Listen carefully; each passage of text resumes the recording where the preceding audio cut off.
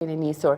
Por nëse ktheni pak kokën pas tek një mandat I plot që ju kaluat në krye të Nuk ishte I plot, institucionit. ishte 4 vjeçar, jo 5 vjeçar. Për njëre thanë, unë kam bërë një vit si antar I autoritetit dhe pastaj 4 vite si kryetar. Në mandatin e parë, cila është ajo që ju ka gëzuar, kënaqur dhe që keni thënë po u krye në bazë të pritshmërive dhe ajo gjë që u la në mes apo nëse sepse gjithkush mund të konsiderojë diçka edhe si kjo të shtoj, nuk u bë.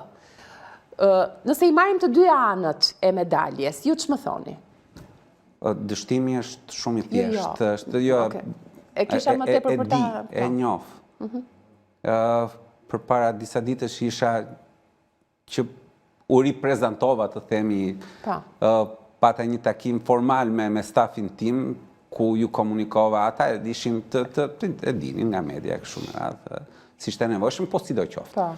Edhe në një lloj mënyre edhe e festuam, çova diçka për ta bërë gëzuar me stafin. Tentojmë të kemi një marrëdhënie sa më të mirë aty. Kalojmë kohë me njëri tjetrin. Dhe kur unë 4 vjet më parë isha eksaktësisht në të njëjtën pozitë, një nga premtimet I cili mbeti elektoral, për fat të keq, edhe më dhëm shumë, është godina ati institucioni. Ky është dështim. Ne vazhdojmë të jemi edhe sot, pas 4 vjetësh, në një godin me probleme të rënda logjistike, pra aspekti logjistik I punës son, të atyre 45 punonjësve, cilët rinë nga 7-8 specialist në një ambient. Dhe u shkuat stafit me një premtim që kjo do të ndodhi në vijim?